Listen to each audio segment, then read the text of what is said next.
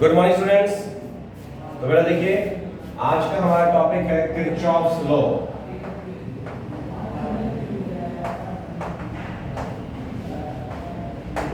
Kirchhoff law. देखिए हुआ क्या, अभी जो नॉर्मली हमारे पास जो सिंपल सर्किट है, तो करंट पोटेंशियल डिफरेंस आप फाइंड आउट करने के लिए किसी भी दो पॉइंट के बीच में आप यूज करते थे ओम्स लॉ। सिंपल सर्किट्स में हम ओम्स लॉ यूज करते थे, V = IR। लेकिन प्रॉब्लम क्या आई? प्रॉब्लम ये आई कि जब आपके पास सर्किट कॉम्प्लेक्स हो गया, तब क्या दिक्कत आई कि हमारे लिए मुश्किल हो गई करंट और पोटेंशियल ड्रॉप फाइंड आउट करने के लिए यूजिंग ओम्स लॉ। अब कॉम्प्लेक्स सर्किट कब हुआ? जब उसमें रेजिस्टेंस कॉम्प्लेक्स वे में कनेक्टेड हो, या फिर दो या दो से ज्यादा सोर्स ऑफ ईएमएफ, तब ये प्रॉब्लम अराइज हुई। तो उस प्रॉब्लम का सॉल्यूशन करने के लिए हमारे पास आए किरचॉफ्स लॉ। किरचॉफ ने दो लॉ दिए थे, Kirchhoff's first law and Kirchhoff's second law. आइए बात करते हैं दोनों में।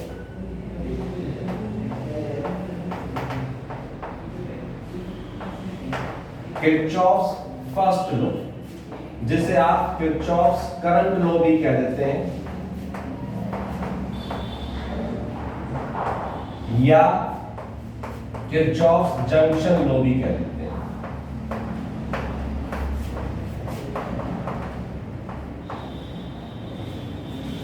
सेकंड आया Kirchhoff's second law, Kirchhoff's voltage law, Kirchhoff's loop law, KVL.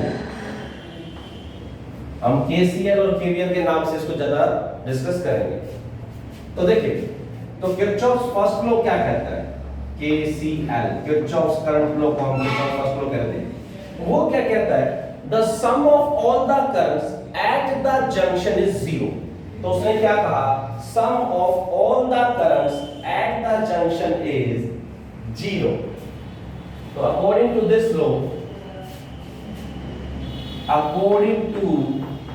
law, sum of all the currents at the junction is zero. That is summation of I at any junction is zero. For example,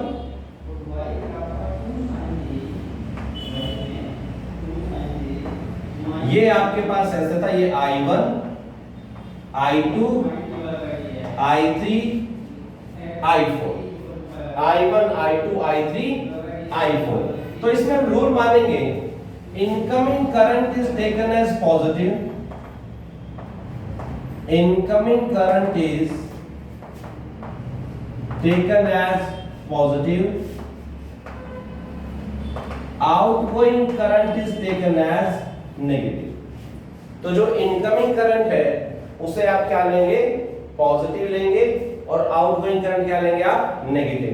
तो क्या बना? देखो, I1 incoming था, I2 incoming था, ये positive, I3 और I4 negative. तो इन दोनों, इन सभी का सम क्या हो गया?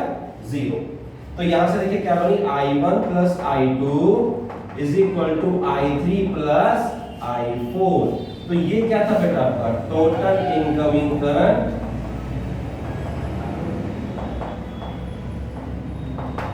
This is equal to total outgoing current. तो क्या बना कि the total current at the junction is zero. मतलब जितना इनकमिंग करंट होगा उतना ही आउटगोइंग करंट होगा, और सम क्या हो जाएगा उसका? जीरो हो जाएगा। सम क्या हो जाएगा? जीरो हो जाएगा। तो ये आपके पास आ गया भाई किरचॉफ्स करंट लॉ। तो किरचॉफ्स करंट लॉ आपने क्या पढ़ा? किरचॉफ्स करंट लॉ सिंपल सी बात आपने पढ़ी, the total incoming current is equal to total outgoing current at the junction. यानी कि जंक्शन पे किसी भी करंट का कोई भी लॉस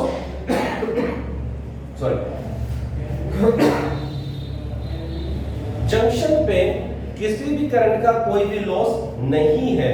और वो क्यों नहीं है? क्योंकि चार्ज कंजर्व रहता है, चार्ज लॉस नहीं हुआ है। तो इसलिए आप कह सकते हैं Kirchhoff current law is based on the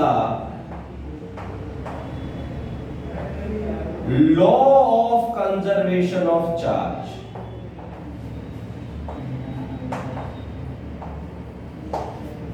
Kirchhoff's current law is based on the law of conservation of charge। तो जो Kirchhoff's current law है भाई, ये किसके ऊपर बेस्ड है? ये law of conservation of charge के ऊपर बेस्ड है। ठीक है, तो ये था भाई आपके पास Kirchhoff's current law। तो Kirchhoff's current law के बारे में, जंक्शन लॉ के बारे में आपने क्या पढ़ा कि ये जंक्शन पे लगता है। और दूसरी बात क्या है कि जो टोटल इनकमिंग करंट है at the junction is equal total outgoing current, and sum of all the current is 0 at the junction. और फिर आपने पढ़ा it is based on the law of conservation of charge. अब आइए बात करते हैं सेकंड लॉ की, किरचॉफ्स वोल्टेज लॉ।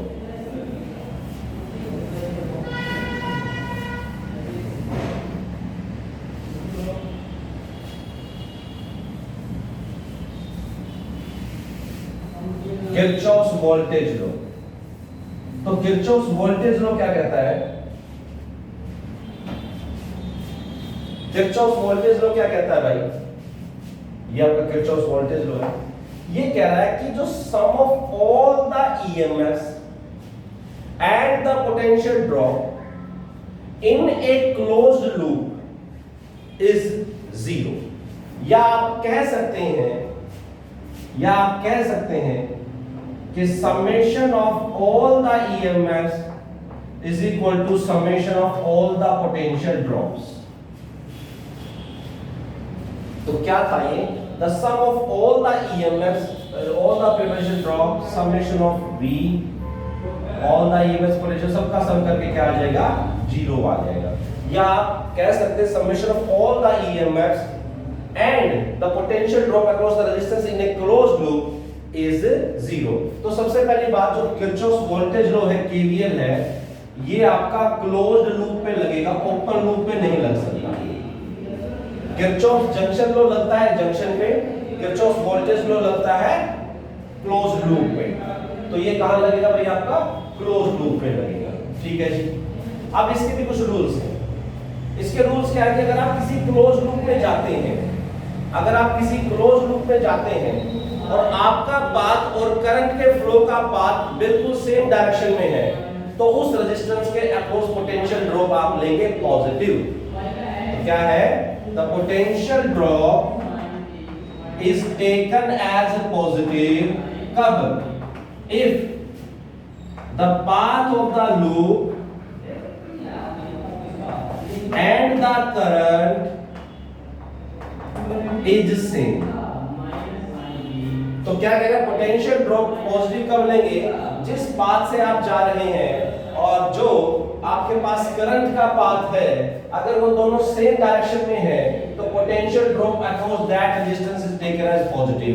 अदरवाइज अगर वो अपोजिट है, if the path of the loop is opposite to that of the current, then it is taken as negative। तो ये बात आपको क्लियर हो गई कि भाई पाथ पोटेंशियल ड्रॉप पॉजिटिव तब लिया जाएगा अगर जो लूप का पाथ और करंट का पाथ सेम है, then the potential drop is taken as positive। और अगर लूप का पाथ और करंट का पाथ अपोजिट डायरेक्शन में है, then it is taken as negative। अब इसको याद रखिए, अभी क्वेश्चन में एग्जांपल में देखेंगे तो वहां आपको बिल्कुल क्लियर हो जाएगा किस तरीके से हम इसको अप्लाई करते हैं। सेकंड, इस सेकंड वाले पॉइंट में थोड़ा सा डिफरेंस आएगा बुक से और मेरे में, तो थोड़ा सा ध्यान दें। लास्ट रिजल्ट वही रहेगा, लास्ट वही रहेगा। If we come across the negative end of the cell first then its EMF is taken as negative. Book में थोड़ा सा उल्टा लिखा मिलेगा, उसके पीछे रीजन बता दो किस तरीके से है. And if we come across the positive end first, then its EMF is taken as positive. तो ये सिंपल सी बात थी भाई कि अगर आप किसी लूप में जा रहे हैं और करंट का पाथ और आपके लूप का जो पाथ है वो सेम है, तो उस रेजिस्टेंस का क्रॉस पोटेंशियल ड्रॉप आप लेंगे पॉजिटिव, और अगर अपोजिट है तो वो आप लेंगे नेगेटिव. और दूसरा पॉइंट क्या था कि अगर आप किसी लूप में जा रहे हैं और एक सेल आ गया है, बैटरी आ गई और सेल का नेगेटिव एंड पहले आ रहा है, तो उसका ईएमएफ आप नेगेटिव लेंगे, और अगर पॉजिटिव एंड पहले आ रहा है तो उसका ईएमएफ आप पॉजिटिव लेंगे. इस बात का ख्याल रखिए. चलिए एक क्वेश्चन करते हैं, उससे हमें क्लियर हो जाएगा कि किस तरीके से हमसे पूछा जाएगा, कैसे हम इस लॉ को अप्लाई करेंगे. आइए, तो एक बात तो सिंपल आ गई, किरचॉफ्स लॉ को यूज कब करोगे? जब आपको किसी सर्किट में करंट या पोटेंशियल ड्रॉप किसी रेजिस्टेंस के अक्रॉस निकालना हो, किसी रेजिस्टेंस के अक्रॉस निकालना है, किन्हीं दो पॉइंट्स के अक्रॉस निकालना है, तब आप किरचॉफ्स लॉ यूज करेंगे. तो किरचॉफ्स लॉ का काम है किसी भी एज में कितना करंट फ्लो किया है वो बताना, किसी भी रेजिस्टेंस के अक्रॉस कितना पोटेंशियल ड्रॉप है वो बताना इन ए कॉम्प्लेक्स सर्किट. तो आइए अब शुरू करते हैं क्वेश्चन.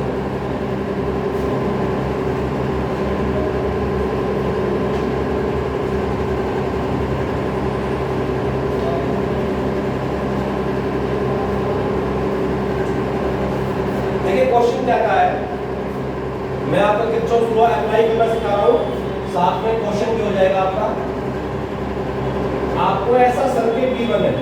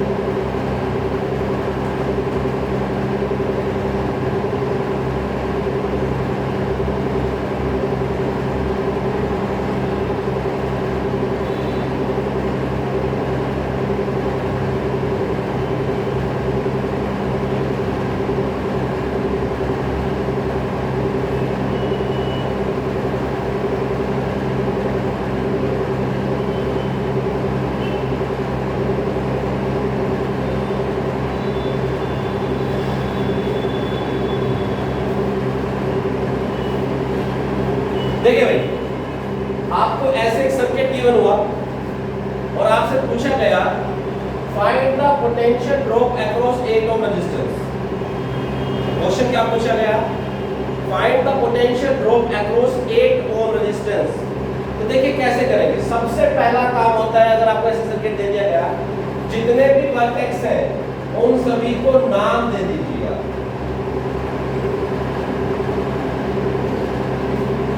सबसे पहला काम.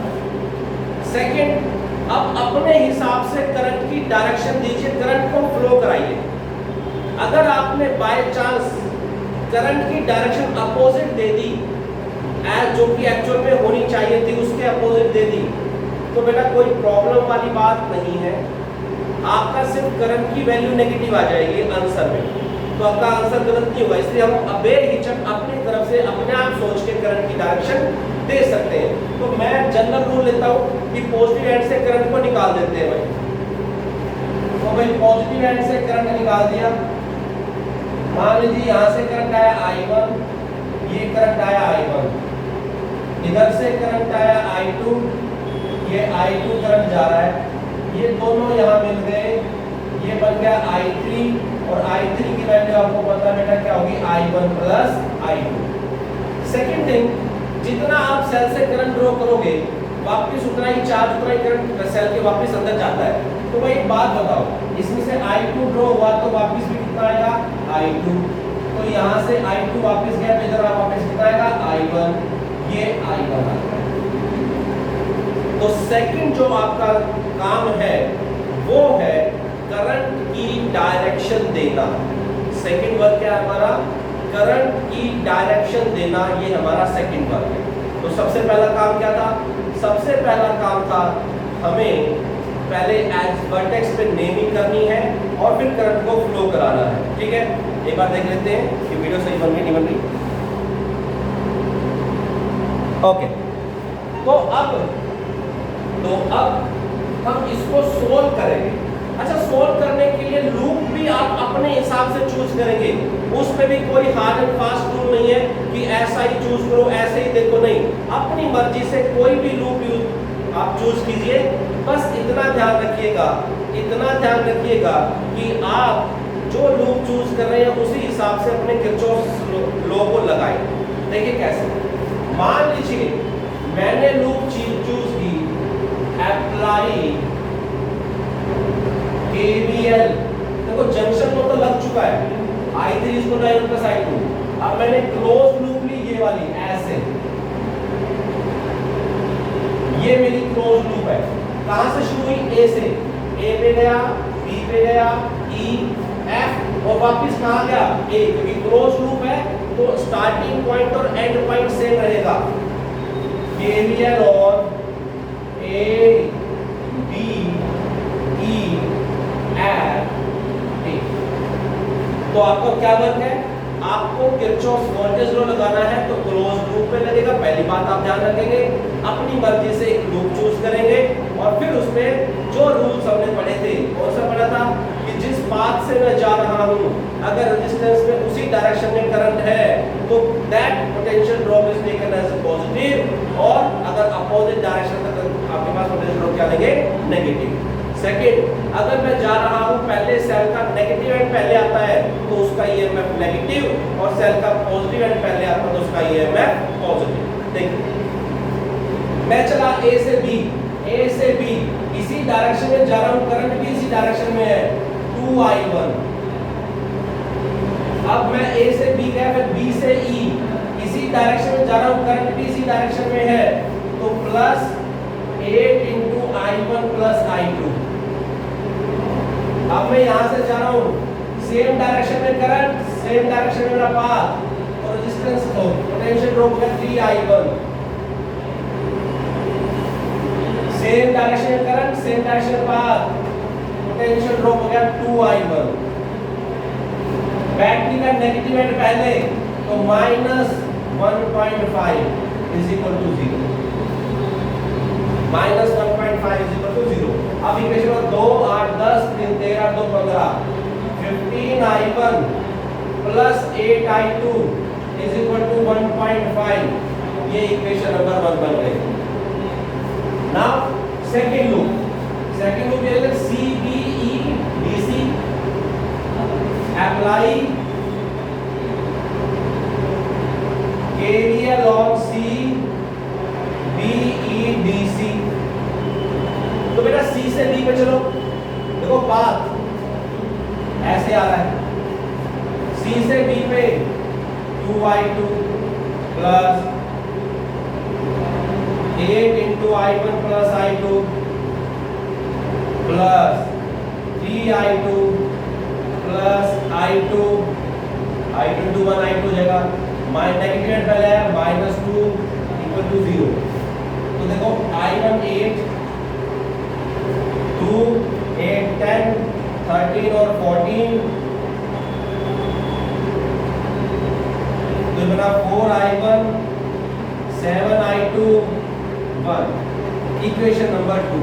अब आपको कुछ नहीं करना बेटा, 2 two equations, two variable linear equations है। 10th क्लास में बहुत सारे क्वेश्चन आपने सॉल्व किए लीनियर इक्वेशन टू वेरिएबल्स। यहां से सॉल्व करेंगे, I1 I2 की वैल्यू फाइंड आउट करेंगे। मैं बता देता हूं क्या आएगी।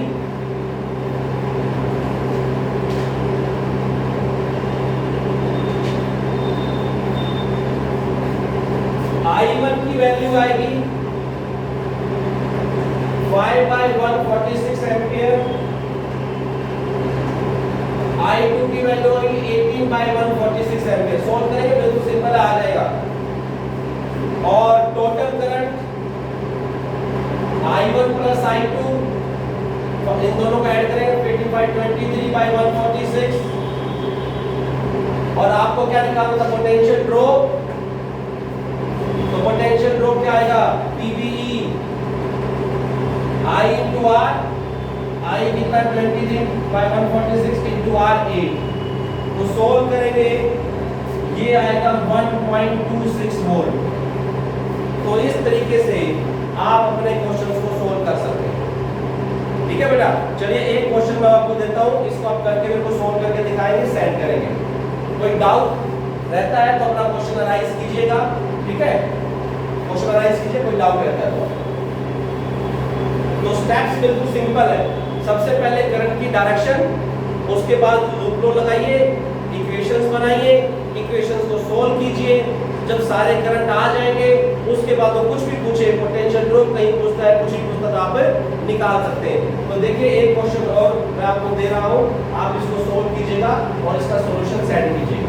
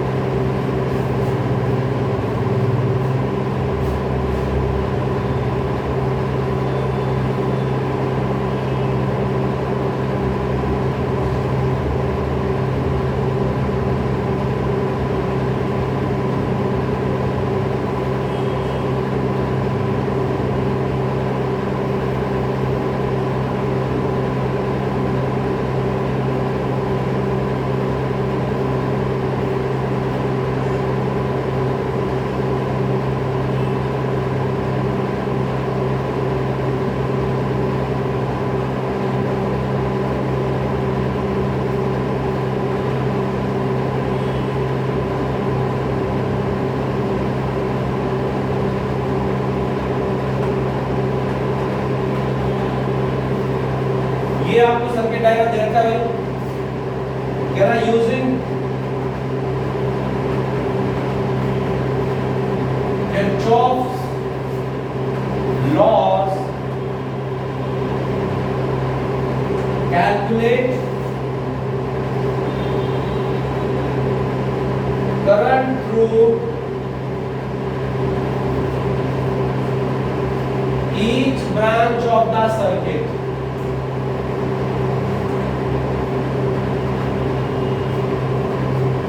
Second, potential drop across the 5 ohm resistor। ये दो क्वेश्चन आपसे पूछे गए हैं। तो ईच ब्रांच का मतलब क्या है बेटा, कि इसमें कितना करंट फ्लो किया, इसमें कितना, इसमें कितना, तो करंट निकालेगा। तो मैं थोड़ा सा हिंट देता हूँ, पॉजिटिव एंड से दोनों में से करंट निकालो, I1 I2 यहाँ पे जुड़ गया, किरचॉफ जंक्शन लो, I1 प्लस I2। अब अपने लूप लो लगाइए और सोल्व कीजिए, तो जो भी आएगा that will be your answer.